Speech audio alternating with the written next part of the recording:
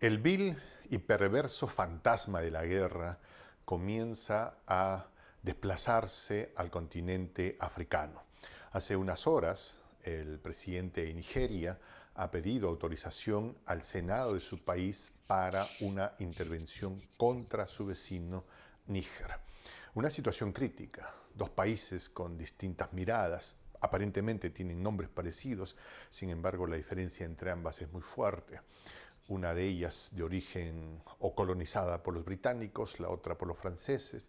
Nigeria, una potencia económica con un PIB 10 veces más grande que Níger, amenaza a su vecino, que ahora vive un momento de entusiasmo por la caída del presidente Bazoum. ¿Qué va a pasar? ¿Recurrirán a una ayuda que pueda venir de ultramar? ¿De Rusia? ¿Quién sabe? Para analizar en profundidad el tema nos acompaña Ezequiel Vistoletti, hombre que además ustedes lo pueden ver en su canal en YouTube, Demoliendo mitos de la política. Ezequiel es además, como decía, un hombre formado en la academia. Él tiene formación en relaciones internacionales, pero sobre todo un personaje con una solvencia personal y un gran amor a la patria grande. Ezequiel, bienvenido y gracias por estar con nosotros. Jota, ¿qué tal? Como siempre, un placer acompañarte y a tu audiencia, naturalmente, también. ¿Qué pasa en África? El vil fantasma de la guerra parece que viene financiado ahora por francos de los franceses, de la Franafrique. Impresiones al respecto, Ezequiel. Bueno, yo la vez pasada en la charla del martes, si no recuerdo mal, presentaba la situación internacional como un mega festival de música con muchos escenarios, ¿no? Uno el de Ucrania, otro el de China en Taiwán, y de repente aparecía un escenario adyacente con África a través de esta cumbre entre África y Rusia, pero también con este golpe de Estado en un contexto de lo que los analistas llaman un cinturón de golpes de Estado, un golpe de Estado tras otro en esta región occidental del Sahel, en esta región occidental de África. Y así presenciamos un golpe en un país insospechado, Níger, el centro de las operaciones militares de Francia en la región, después de que debieran los franceses abandonar Mali, el país vecino en el cual aparecían sus tropas en mayor número. Y de manera muy interesante no aparece acá como causa directa el grupo Wagner. ¿Sí? En los otros países en los cuales presenciamos golpes de Estado aparecen múltiples causas, pero entre otras cosas participa Wagner como un factor importante. Bueno, acá no, acá hasta ahora no, pero aún así presenciamos otro golpe de Estado y la posibilidad de la continuidad de esta ola de golpes de Estado. Y por eso las reacciones. Por un lado, las reacciones de las potencias del norte global, en particular Francia, es el amo y señor de todas estas tierras desde hace muchísimo tiempo, incluso después de la independencia, con una amenaza de invasión, pero después se rectificó. La vez pasada nosotros, J, deliberábamos sobre la posibilidad de una intervención francesa. Yo respondía que muy difícilmente Francia podría realizar una intervención. Bueno, al poquito tiempo rectificó porque no podría, aunque quisiera Francia, esa es la cuestión. Querer querría, pero poder no puede. Pero sí presenciamos posteriormente las amenazas de los países vecinos todavía ligados a esos amos y señores, a Francia, a Estados Unidos, a Reino Unido y demás, a través de la ECOWAS, esta alianza económica de los países de África occidental, pero también una alianza surgida a mediados de los 70, pero con influencia política también, siempre fue caracterizada como una alianza ligada más a los intereses foráneos que a los intereses africanos, pero con una cláusula de acuerdo a la cual esta alianza puede eventualmente realizar una intervención en uno de sus miembros en el caso de un golpe de Estado. Y en este contexto, la ECOWAS, ahora presidida por el presidente de Nigeria, realizó un ultimátum, presentó un ultimátum con motivo del temor a una expansión de estos golpes, ya no a Níger, Mali, Burkina Faso, Gambia, Guinea-Bissau y demás, sino también a la propia Nigeria, el país más grande de la región, un país con más de 200 millones de habitantes. Entonces comenzó, deliberamos ahora, comenzó a partir de entonces, sí, un cálculo, una deliberación sobre un análisis sobre la posibilidad real de una guerra entre los países de la ECOWAS comandados por Nigeria y Níger, pero no solamente Níger, sino Níger secundada por otros países también de la ECOWAS, pero con No, golpes Nigeria, de Nigeria Estado quiere decir.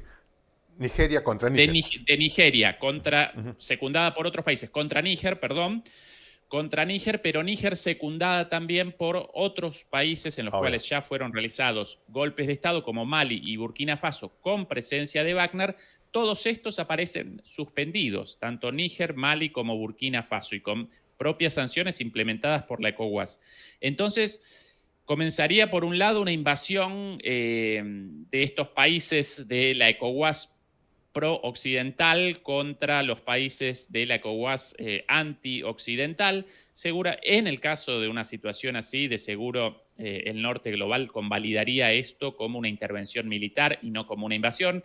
Algunas cosas, ¿no?, las llaman invasiones, a otras o invasiones brutales Aquí no más o menos para provocadas. entenderlo sería algo así como cuando se intentó implementar el cucutazo para ingresar a Venezuela, más o menos con sus variantes, ¿no? Entonces tú tenías a Macri, tenías a Piñera, tenías a Pedro Pablo Kuczynski, tenías a Peña Nieto, los neoliberales tratando de justificar un golpe de Estado para imponer a Guaidó, más o menos, o sea, con sus variantes, ¿no? Más o menos podría ser algo así.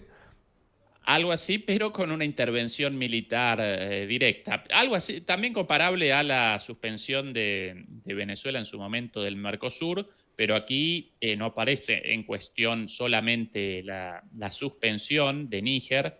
De hecho, Mali y Burkina Faso aparecen suspendidas actualmente de esta alianza económico-política también, sino aparece en cuestión una invasión, pero ya respondieron los otros países antioccidentales con apoyo de Wagner, con la contraamenaza de que ellos acompañarían a Níger en esta situación.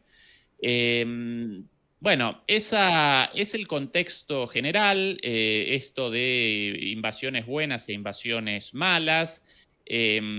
Si un ataque de Nigeria respondería a esa cláusula de la ECOWAS o de esta alianza económica de África Occidental o no, y esa cláusula fue establecida por todos los países, pero cuando un país abandona esta alianza por su suspensión, entonces esa cláusula caducaría. Pero bueno, más allá de esta discusión más formal que otra cosa, presenciamos una situación en la cual Nigeria, ante el temor de la expansión de estos golpes y de la imposición de regímenes antioccidentales, porque no podemos caracterizarlos más que de esa manera, y por sobre todas las cosas antifranceses, ¿sí?, es el mayor resentimiento.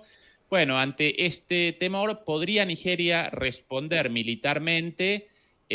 Como no puede responder militarmente Francia por falta de, bueno, lo presentábamos la vez pasada, el martes pasado en una charla, por qué Francia no podría realizar una intervención. Así que esa es la situación. Claro que en el caso de una invasión y la respuesta de Níger sumada a la de Mali y Burkina Faso, de seguro esto desencadenaría una guerra total en la región, con participación no solamente de Wagner, sino de Francia, de Estados Unidos, y un nuevo de alguna manera, una nueva llama, en ese gran fogón de la geopolítica mundial actual, una nueva flama, un nuevo centro de ese gran fogón, una nueva llamarada por ahí, o si lo queremos con esta comparación con un gran recital, bueno, un nuevo escenario, y en ese escenario otro conflicto con muchísimo ruido, y bueno, acá naturalmente también con todo lo Y el ligado a la escenario que situación económica planteas, social de África, ¿no? la práctica de Occidente sería la de tercerizar la guerra como la ha hecho en Ucrania. O sea, no van a mandar a los suyos, pero dicen, ya ustedes ponen los muertos, nosotros les ponemos el dinero para las élites que luego se compran casas lujosas ¿por ahí tú ves que ese sea el horizonte? Si es que, o sea, los halcones de la guerra estarían pensando en algo así. Acompáñame en un vuelo por la geopolítica global, J. Ujú. ¿Cuál es la forma de intervención de Estados Unidos en Ucrania? ¿De manera directa o a través del patrocinio de Ucrania para generar un golpe en Rusia? Esta última, ¿verdad? Exacto. Esa es la forma de intervención. Bueno, acá realizarían una intervención de la misma manera, también participaría Chad, aparentemente. Si pudieran, participarían otros países de la ECOWAS pro-occidental, no pueden por su convulsa situación interna. Muchos de esos países, los opositores, la oposición principal aparece directamente prohibida, encarcelada con denuncias de fraude. También proliferan los focos yihadistas en todos estos países. Entonces, solamente Nigeria y quizás un poquito Chad podrían participar en esto con el apoyo de estos países. El único lugar en el cual quizás Estados Unidos eventualmente podría realizar una intervención directa aparece en Taiwán. Por ahora, hasta el momento, Estados Unidos realiza una estrategia similar a la de Ucrania, a la de África, materializa una estrategia de delegación de los conflictos contra sus enemigos, pero dado que el conflicto con China representa el escenario principal de este mega concierto de rock, entonces ahí ellos ya presentaron la amenaza de que en el caso de un conflicto en Taiwán, Estados Unidos desembarcaría con tropas propias, participaría directamente. Entonces, participación indirecta en los distintos lugares del mundo contra sus enemigos, y lo mismo en Taiwán, pero ahí sí, en la batalla final, en esta reconfiguración del orden mundial, ahí sí eventual participación eh, a mediano plazo, aunque quizás podríamos presenciar algo también ahí a corto plazo, porque el tiempo de Estados Unidos aparece con un cronómetro, con un contador en retroceso, porque con cada día China realiza un avance en lo económico, en lo político, en lo militar, y Estados Unidos retrocede de esa posición privilegiada. Así que efectivamente la técnica, la estrategia esa, la de la delegación de los conflictos, pero con miras a la eventual participación directa en el conflicto más importante de todos contra China. Hace un par de días atrás tuve una conversación con un ex militar que cumplió también funciones diplomáticas. No, no estoy autorizado para mencionarlo, pero yo trataba de entender el mundo a través de la experiencia de esta persona y me decía más o menos esto, y te comparto este análisis para que tú me ayudes a entenderlo mejor o nos ayudes a entenderlo mejor, ¿no? Y me decía, lo que Estados Unidos sufre es el síndrome postraumático de Afganistán, ¿no? Entonces les ha costado muy caro, han salido por las patas de los caballos, mal, mal. Entonces es como que, a ver, ¿cómo hacemos para seguir estando sin estar? Entonces recurren a una estrategia como la de tercerizarla en Ucrania, ¿no? Pero me dicen, hay un temor en los halcones, que tú le puedes mandar tanques Abrams a Zelensky, pero no hay ninguna garantía de que Zelensky siga siendo presidente de aquí a 10 años o a 8 años. Y imagínate, me dice, por esas cosas de la vida, que de aquí a 10 años gobierne en Ucrania un gobierno cercano a Moscú. Entonces vendrían todos sus especialistas con el destornillador en la mano a desarmar los Abrams y los F-16 para ver qué hay, ¿no? ¿no? Entonces, ese es como que el temor. O sea, te puedo mandar algo que no me expone, pero no te voy a mandar lo mejor que tengo porque quién sabe cómo va a terminar esto.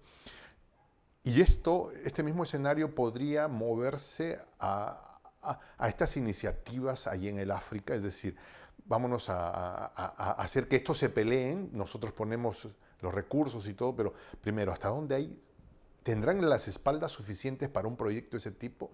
Y el temor a quién le estamos entregando nuestros equipos. O sea, esos equipos que van no van a volver. ¿Ah? ¿Qué piensas al respecto de esto? La estrategia de Estados Unidos de patrocinar a grupos enemigos de sus enemigos comienza antes de Afganistán, incluso antes de la guerra entre Rusia y Afganistán. Quizás la novedad aparece en el hecho de que esos pequeños monstruos hoy día responden en el mediano y largo plazo eh, en acciones contra los Estados Unidos, y esas acciones por primera vez están generando daños fuertes, daños sensibles para Estados Unidos. Redondeando la idea, no comienza ahora esta estrategia de Estados Unidos, pero sí presenciamos una situación en la cual por primera vez Estados Unidos aparece más débil que antes, y por ende estos, ¿cómo llamarlos? Estos cálculos equivocados generan en el debe de los Estados Unidos golpes o contraataques más fuertes o más sensibles que en el pasado. Hoy J realizaba una lectura de la producción teórica de la RAND Corporation. La RAND Corporation, lo recuerdo una vez más, representa la usina de pensamiento financiada por el Ministerio de Defensa de los Estados Unidos, el Departamento de Defensa, el Departamento de Estado, la industria armamentística de los Estados Unidos. En cuestiones militares, la usina de pensamiento más relevante, más influente de Solo permíteme Estados hacer un pequeño corto. Se escribe RDA, ¿no es cierto? RDA Corporation. RAND, Sí. RAND, Yo, RAND gracias Corporation o a que nos Corporación. introdujiste al tema, yo estuve investigando y he quedado con los pelos de punta después de saber quiénes son, qué es lo que hacen. ¿No? Pero por favor, continúa. Sí, además lo interesante de esto, en esto los estadounidenses bastante directos y honestos. Ellos presentan las cosas por su Honestos. nombre. Sí, Sí. presentan las cosas en las publicaciones de este usina del pensamiento, presentan las cosas por su nombre. Bueno, debemos realizar invasiones aquí y allá, por esto, por lo otro, sin pelos en la lengua. Así que en ese sentido la derecha a ellos, porque por lo menos sin hipocresías, imperialistas pero no hipócritas. Bueno, y en uno de los últimos documentos, ellos están presentando la idea de punto de inflexión, así lo llaman, el punto de inflexión, en el sentido de que, una vez más, una usina del pensamiento estadounidense ligada a la CIA, al Departamento de Estado, al Departamento de Defensa, están realizando un reconocimiento del fin de la supremacía estadounidense en la geopolítica y en la geoeconomía mundial, lo presentan a esto como un punto de inflexión y están conceptualizando este tiempo histórico como un tiempo en el cual los Estados Unidos aparece en una situación de igualdad con respecto a sus adversarios. Ya no presenta la dominación total en lo económico, en lo político y por sobre todo en lo militar, sino que aparece en una situación completamente distinta, empatado con el resto de sus adversarios. Bueno, y a partir de acá comienzan a deliberar sobre posibles estrategias respecto al accionar futuro de Estados Unidos en el mundo. Básicamente realizan un llamado a la militarización mayor para generar una equiparación de las potencias militares enemigas. También llaman a un fortalecimiento de las alianzas contra sus enemigos, a propósito de lo de recién, no solamente la OTAN, sino esto de no realizar guerras en todos lados porque ya no pueden, ¿sí? En algún momento podían, hoy día ya no pueden, entonces generar alianzas para que otros realicen sus guerras por ellos mismos, y después aparecen cosas, joyitas muy interesantes en estos artículos relativas a la necesidad de el aumento de la producción de artillería, por ejemplo, de munición para la artillería. ¿Sí? Hoy carecen no solamente Estados Unidos, Europa y Estados Unidos no pueden responder a la necesidad de munición de Ucrania nada más, como una de las guerras abiertas en el mundo.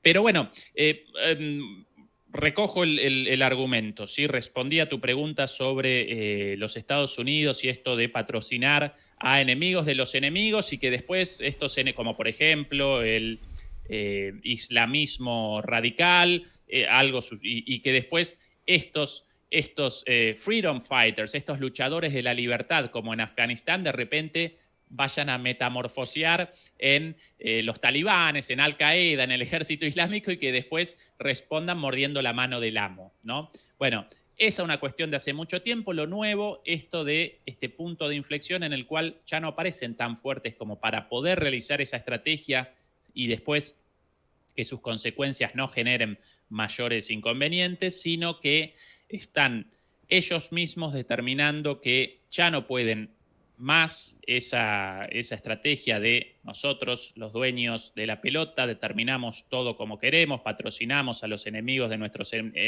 enemigos sin mucha cabeza, sin mucha reflexión, armas para aquí, armas para allá, intervenciones propias nosotros. No, ya están deliberando sobre las nuevas formas de intervención en una situación de igualdad con respecto a sus enemigos. Y esto dicho blanco sobre negro en los reportes de la Rand Corporation, J.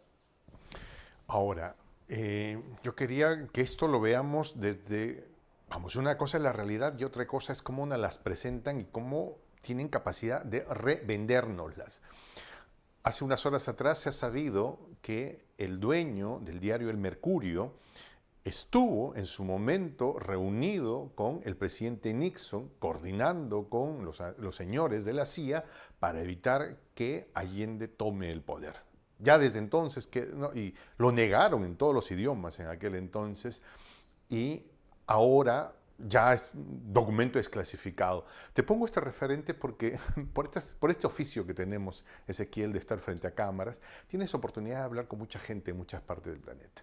Entonces, hablaba yo con una mujer ilustrada que vive en España, formación de antropología del arte, y me dice, tienes que ver una serie que está en Netflix, que se llama La Diplomática, y acá le hago la propaganda. Ahí narran cómo es la guerra, cuáles son los verdaderos entretelones de la guerra en Ucrania. Y me lo narró con tal convicción que me soplé los 8 o 10 capítulos de la serie y les hago la propaganda, ¿no? Y lo que encuentro, Ezequiel, es que hay una narrativa finamente, exquisitamente diseñada con una mujer, ¿no?, extremadamente carismática, donde la narrativa es nosotros los británicos fuimos atacados por los rusos y tenemos todo el derecho de defendernos, y la narrativa es en torno a eso. Y lo que a mí me impresionaba es una mujer con la formación académica que me recomienda es lo que está pasando en Ucrania, está escrito en esa serie, que tiene mucho de novelesco, mucho de romance y todo, ¿no? Que es lo que atrae también mucho, ¿no? Pero en el fondo es nosotros pobrecitos afectados por los malvados, porque esta serie la grabaron después de que iniciara el conflicto, ¿no? Y yo digo, tan fuerte es esta capacidad de narrar que alguien con una formación académica, solvente, me diga, esta es la verdadera razón. Yo digo, algo nos está pasando. O sea, ya en los tiempos de Allende, y ahora, o sea, aquí algo raro está pasando. No sé, ¿qué piensas sobre lo que te planteo, Ezequiel? Sí, de acuerdo completamente, J. Si en un ámbito aún los Estados Unidos y las grandes corporaciones aún aparecen en una posición de dominio absoluto o casi absoluto sin que vayan proliferando adversarios o contrapoderes, como en el caso de la política, la economía, lo militar, con la aparición de Rusia, China, Sudáfrica, la India. Bueno, ¿cuál es ese ámbito? El ámbito de la batalla cultural. En ese ámbito todavía los Estados Unidos, a través de, bueno, de Hollywood, las plataformas digitales como Netflix, Disney Plus, Internet mismo, nada de todo eso neutral. Todo eso presenta un contenido fuertemente político, fuertemente hegemónico, y en eso aparecen muy fuertes y a través de eso van determinando nuestra visión del mundo, la de todos, la de nosotros mismos como gente del sur, sobre nosotros mismos también. Quizás la más fuerte conquista aparece en la hegemonía cultural, cuando uno mismo, incluso en nuestros países, nuestra querida patria grande, cuando las propias personas presentan a sus países de mala manera, con desprecio, con la idea de, nosotros no podemos responder o aparecer a la altura de las grandes potencias. Bueno, eso representa parte de un trabajo cultural, naturalmente llevado a cabo por una maquinaria enorme y no siempre centralizada, la idea de un cerebro gigante detrás de cada serie. No. Ahí aparece una cuestión muchísimo más sutil Ahí de están los generar. centros de pensamiento, pues como los que has mencionado, ¿no? O sea, no es casualidad. Claro, pero también seguramente en el caso aparecerá detrás de esta serie La Diplomática algunos guionistas, algunos actores, y quizás incluso muchos sin quererlo realicen una reproducción de esta visión del mundo hegemónica, de esta cosmogonía, lo llamaría Borges desde una perspectiva más literaria, acorde a los intereses de Estados Unidos y de las grandes corporaciones. Eso sin lugar a dudas, ese es el objetivo, ¿sí? Generar cabezas las cuales respondan a los intereses de estas grandes potencias. Lo novedoso, Ya Fidel, Jota, perdón, en mi ya Fidel opinión, en su momento ¿sí? había hablado de la batalla de las ideas, ¿no? Un poco como para acordarnos de esto, ¿no? Sin dudas. Lo novedoso aparece, en mi opinión, a partir de la revolución digital, J, en el hecho de que, y aquí presento yo una idea mía, para mí, en estos tiempos de infocracia, como la llama Byung-Chul Han, el filósofo coreano radicado aquí en Berlín, con algunos conceptos muy interesantes, esta construcción de sentido, en el contexto de una batalla cultural, esta construcción de sentido hegemónica ya no solo está determinando las cabezas de todos nosotros, los subalternos, los subordinados, sino que el poder de esta bola de nieve está determinando también la visión del mundo de los propios dirigentes de las élites y de las grandes potencias. Y así presenciamos, por ejemplo, en el caso de la guerra en Ucrania, y en particular en el caso de la dirigencia europea, que los propios encargados de las tomas de decisiones regurgitan esos discursos ficticios, vacíos, sin fundamento, verdaderamente convencidos de ello, y no solo eso, sino de que después realizan decisiones a partir de esa visión del mundo hollywoodense, netflixiana, tomada de la televisión. ¿Sí? Algo distinto del pasado, cuando la propaganda, la batalla cultural y las luchas por generar sentido entre adversarios, en ese entonces, entre, por un lado, el bloque soviético, Stalin por un lado, y por el otro lado el bloque occidental con Roosevelt, con Churchill, incluso con De Gaulle. Bueno, en ese entonces la propaganda aparecía dirigida hacia el común de la población, en el caso de guerras, hacia las tropas enemigas, pero los propios tomadores de decisión presentaban la capacidad analítica de realizar una distinción entre su propia De darse cuenta de la propaganda realidad y la fantasía. y los hechos. Hoy no, Jota.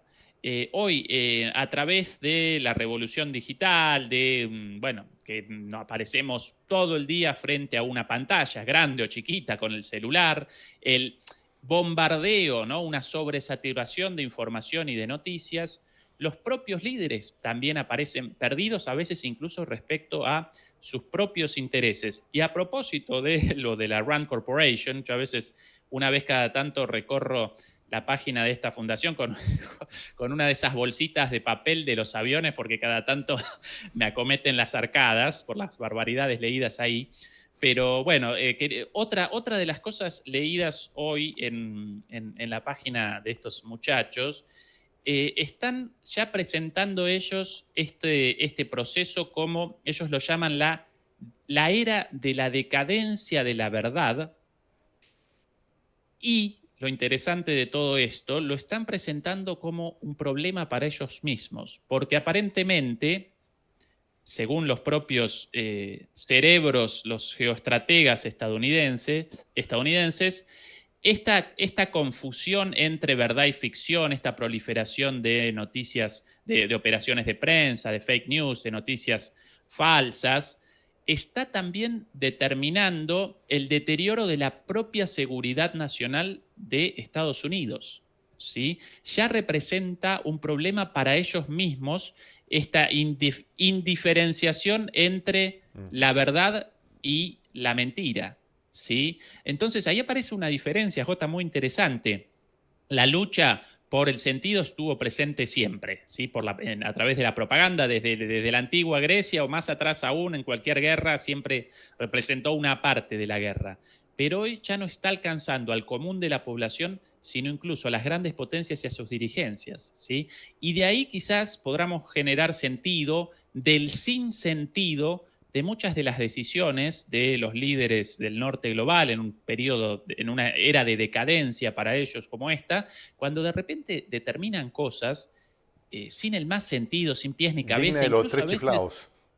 claro, incluso a veces contra sus propios intereses. El caso de Europa quizás el más evidente de todos.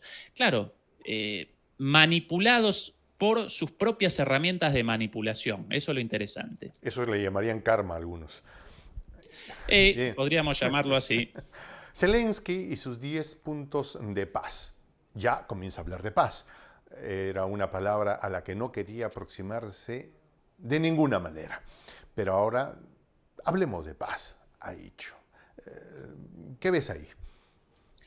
Bueno, lo de los 10 puntos en realidad lo presentó hace tiempo y esos 10 puntos más que una propuesta para la paz, para la negociación, representan una propuesta maximalista con todos los objetivos finales de máxima de Ucrania. Por eso esos 10 puntos como estrategia, como borrador para la negociación carecen de relevancia realmente, porque entre esos 10 puntos aparece la reconquista de toda Ucrania, lo cual ya lo machacamos aquí hasta el hartazgo, bien o mal representa una fantasía. Rusia no va a abandonar Crimea bajo ningún punto de vista y antes de abandonarla va a comenzar una guerra nuclear hasta la exterminación del planeta Tierra con la participación de Estados Unidos también. Entonces, esos objetivos de máxima desaparecen del plano de lo posible. Sí apareció esta última semana, Jota, la versión de el otro día charloteábamos sobre esto, la versión de un encuentro en Arabia Saudita de paz, con, bueno, la supuesta participación de Ucrania, pero no de Rusia, países latinoamericanos. Todo eso representaba una falacia, pero junto a ese trascendido apareció una supuesta propuesta de negociación presentada por Occidente de alguna manera, de acuerdo a la cual Rusia retrocedería del 80% de los territorios tomados y así generaría un acuerdo, sí, una especie de acuerdo de paz a través de este punto de este punto intermedio. Así lo presentaban como una propuesta con ya el beneplácito de Rusia, naturalmente una propuesta hecha por Estados Unidos, Reino Unido y el resto de la OTAN. Bueno, responder a trascendidos a veces carece de sentido, pero a veces presenciamos propaganda buena y a veces presenciamos propaganda mala, en el sentido de bien hecha o mal hecha. Okay. Bueno, ese plan así representa un ejemplo de la mala propaganda, porque Rusia bajo ningún punto de vista va a convalidar el retroceso del 80% de los territorios tomados de Ucrania. De ningún modo.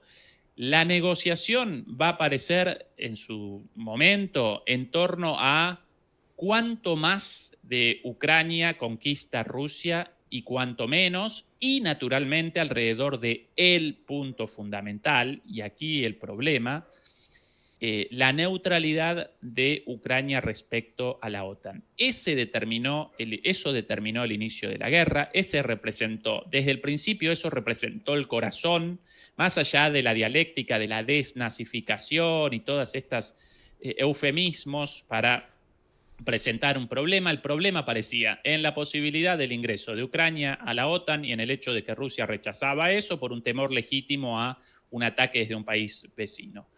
Sin ese punto imposible, así que Occidente de a poquito deberá comenzar a metabolizar esta idea, ¿sí? Incluso si Rusia conquista el este y el sur, esa Ucrania remanente, esa Ucrania sobrante, no va a poder aparecer dentro de la OTAN si al menos quieren un acuerdo de paz con Rusia, porque Rusia no lo va a convalidar porque aún con su frontera más al oeste, ¿sí? Movida hacia el oeste, el problema va a aparecer exactamente igual que antes. Así que los puntos de discusión van a aparecer en torno a la neutralidad de Ucrania y Rusia, después del esfuerzo realizado, después de los cambios, de todo lo sucedido a partir del inicio de la guerra, no solo respecto a este conflicto, sino de la aceleración de la reconfiguración del orden mundial, el enfrentamiento con China, lo de Taiwán, ahora lo de África, de ningún modo Rusia va a retroceder de lo tomado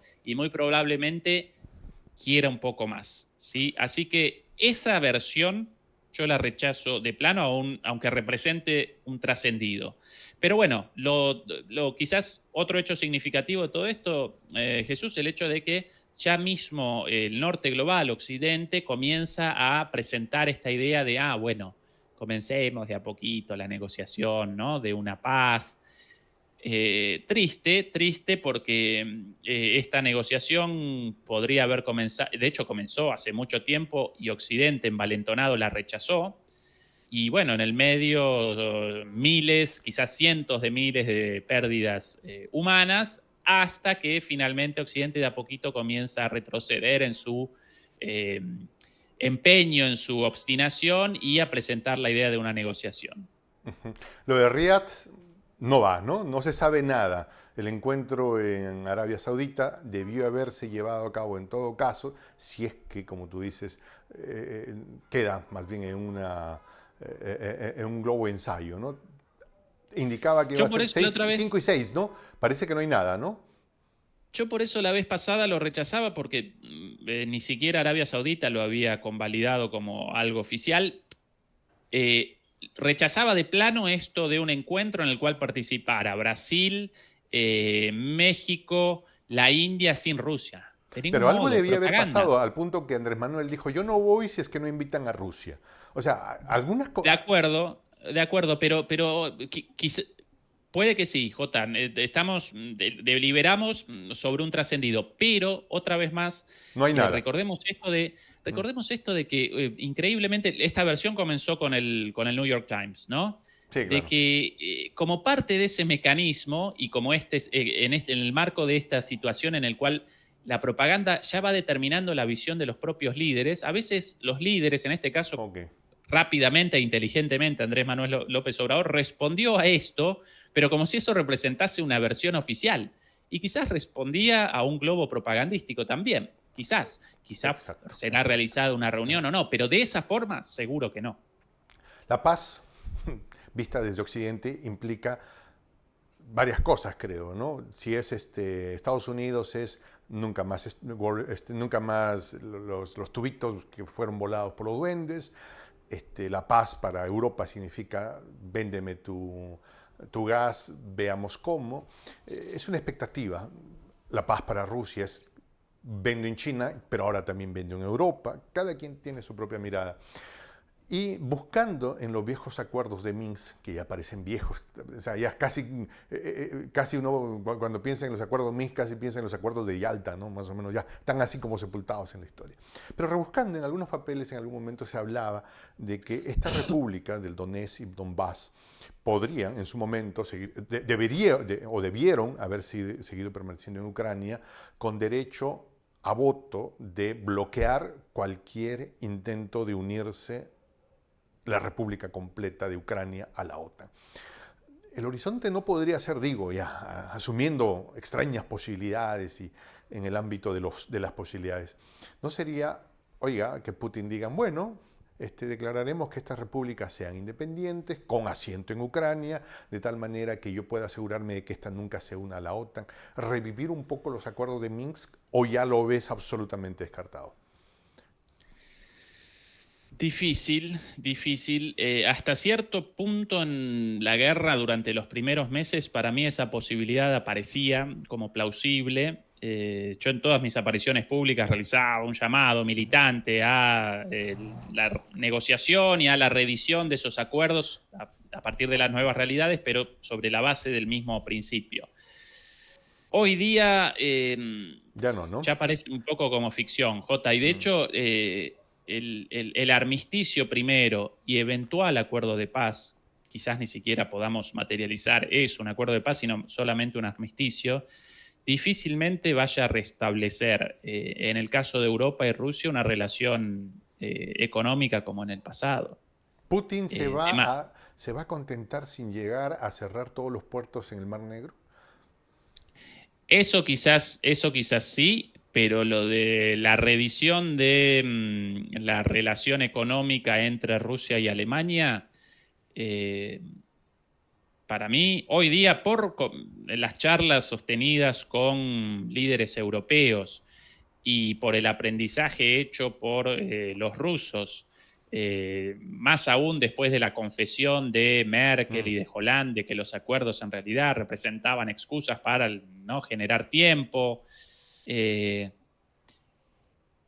aparece tanta desconfianza, aparece tanto resentimiento y también aparece tan claro que en términos económicos Europa protagoniza una decadencia económicos y políticos, una decadencia muy fuerte que quizás Rusia ni siquiera quiera ya el restablecimiento de ese vínculo. Como que la posición en la que se encuentra Rusia es cómoda en este momento, con todo el problema que tiene, es relativamente cómoda, ¿no? Sí, efectivamente, en este momento de la guerra sí, pero con un problema ahí, en su frontera, lo mismo que Europa, ni quiero recordar a Ucrania, al borde de la desaparición. Entonces, quizás el objetivo ahora responda a desactivar ese foco de conflicto, ese fuego, pero de ahí a generar bases, edificar algo, a restablecer las bases del pasado en cuanto a la alianza económica, eso aparece poco plausible, más aún después de lo vivido por Putin respecto a la dirigencia europea. En mi opinión, en el cálculo inicial de Putin en el inicio de la guerra, con el inicio de la invasión, Putin no vaticinaba una reacción tan estúpida de la dirigencia europea. En ese sentido, cometió un error de cálculo, pero un error de cálculo de alguna manera entendible, porque uno siempre en el cálculo de costos y beneficios realiza una lectura de las acciones de los otros actores sobre la base de la racionalidad de los otros actores. Si los otros actores comienzan, vos lo llamabas el otro día, un concurso de tiros en el pie, entonces, bueno, difícil poder vaticinar la reacción de esos actores, pero para mí, en el cálculo inicial de todo esto, el conflicto metamorfoseó por completo a partir de entonces de una guerra, una blitzkrieg, que es para el derrocamiento del gobierno y generar un acuerdo rápido, a una guerra de desgaste ya no entre Rusia y Ucrania, sino entre Rusia y la OTAN, con una reconfiguración del orden mundial, con China en el medio, con África, con América Latina, bueno, todo lo que presentamos acá muchas veces. Bueno, ahí apareció un aprendizaje para Rusia, de que aún con años de construcción económica en una alianza con Europa beneficiosa para ambos, cuando de repente comenzó un problema, el decantar de toda la dirigencia europea protagonizó un giro hacia el belicismo y hacia el seguidismo de Estados Unidos, y no va a desaparecer esa dirigencia europea. Así que eso determina las perspectivas a futuro. China, el gran ganador de algo que es abstracto, no son doblones de oro, no son fajos de dinero, está ganando tiempo, que es lo que necesita para enfrentarse a quien enfrentará en términos de presencia geopolítica. Uno puede perder o ganar dinero, puede ganar propuestas, espacios, pero lo que nunca puede ganar es el tiempo. Alguien que tiene 80 años quisiera volver a tener 20 y eso no va a pasar. El tiempo. Y los chinos saben muy bien lo que es el tiempo. Creo que podríamos decir que es la civilización del planeta que entiende mejor que cualquiera el tiempo. Y han ganado tiempo, porque lo de Ucrania, lo de Níger, ¿les está dando tiempo para estar en mejor posición? Sí, pero si recordamos la situación antes de la guerra en Ucrania, de repente el reloj de los cambios históricos aceleró. El conflicto entre China y Estados Unidos aparecía claro desde hace tiempo, ¿sí? Solamente los estadounidenses no reaccionaban a esto y machacaban con la guerra contra el terrorismo, y mientras tanto los chinos, con ese trabajito de hormiga, pasito a pasito, cada vez más trabajadores, cada vez más grandes, cada vez con una expansión económica mayor, con una influencia mayor en África, en América Latina, en Asia, en todo el mundo. Ese en su momento el negocio de los chinos. Y de repente, cuando comienza esta guerra, retrocedo a un momento intermedio. A partir de 2014-2015, durante el gobierno de Obama, algunos geoestrategas estadounidenses comienzan a machacar con esto de que debemos abandonar la lucha contra el terror porque generó un desastre para los Estados Unidos, una derrota tras otra, y mientras tanto aparecen desatendidos los verdaderos enemigos de Estados Unidos, Rusia también, pero por sobre todas las cosas China. Y ahí comienza el primer paso en este redireccionamiento de la política exterior de Estados Unidos. Lo acelera Trump, ahí ya este conflicto va materializando un poquito más, pero dentro de las sanciones, las prohibiciones, de la guerra económica. Hasta la guerra. Y ahí, hasta la guerra en Ucrania, ¿no? La fase iniciada en 2022 de la guerra en Ucrania, porque la guerra en Ucrania comienza antes, pero bueno, ahí acelera mucho más el tiempo. Y ahí aparece por primera vez la perspectiva real de un enfrentamiento entre China y Estados Unidos directa, y de ahí las provocaciones permanentes. En ese marco, ¿sí? China está generando como pequeños, como los jugadores antes del final del partido, ¿no? Haciendo tiempo, generando tiempo ahí en la esquina del córner, sosteniendo la pelota, claro, antes del lateral, ese tipo de cosas. Pero el reloj aparece a una velocidad mayor a la de antes, seguro, y no solamente el reloj para China, sino por sobre todas las cosas el reloj, esta cuenta regresiva para Estados Unidos. Porque la decadencia, con cada segundo Estados Unidos retrocede y viceversa. Así que sí va generando... Si no hubiera pasado lo de Ucrania, ¿hubieran ido por China ya? Ya había comenzado el avance, pero quizás no tan vehementemente como ahora.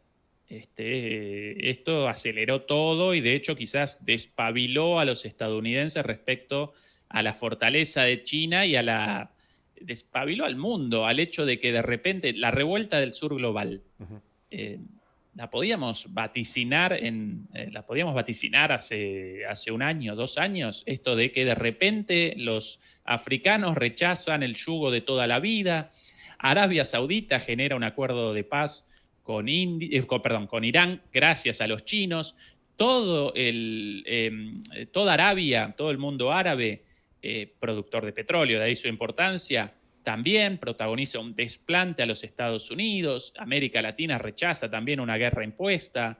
¿Lo podíamos vaticinar antes, terminar antes? Difícilmente. Y esto por el aceleramiento del tiempo, así que seguro que Estados Unidos habría realizado acciones en ese sentido, pero no con la virulencia actual, no con la virulencia actual por este aceleramiento del tiempo. Has hablado sobre el sur global. Ayer conversaba con tu colega africano, Daguco Menan, hombre vinculado a la investigación de las relaciones internacionales, historiador, y decía una cosa que me llenó hasta de cierta esperanza, ¿no? Yo le pregunté, ¿y en África nos ven a los latinoamericanos? Y me dijo, ¿cómo no? Son los hermanos del otro lado del mar.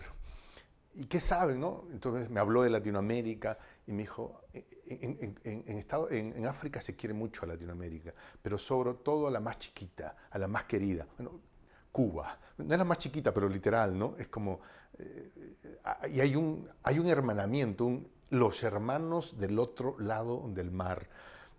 ¿Cómo ves esto?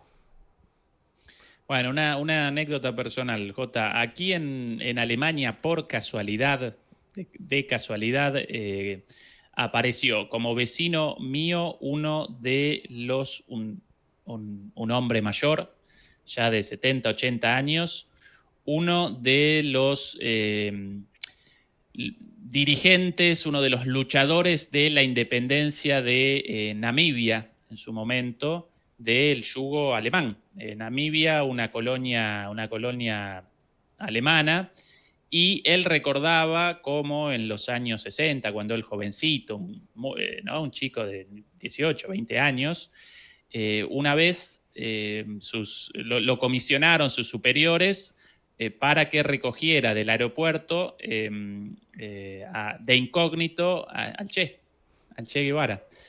Y él recordaba cómo de repente había aparecido ese señor, ya para él un señor mayor, no recuerdo la edad del Che en ese entonces, 30 y pico de años, 40 años, no recuerdo exactamente, y que aparecía un tipo con el pelo en el pecho, mirando al horizonte, y lo caracterizaba de una manera verdaderamente emocionante, con una idolatría.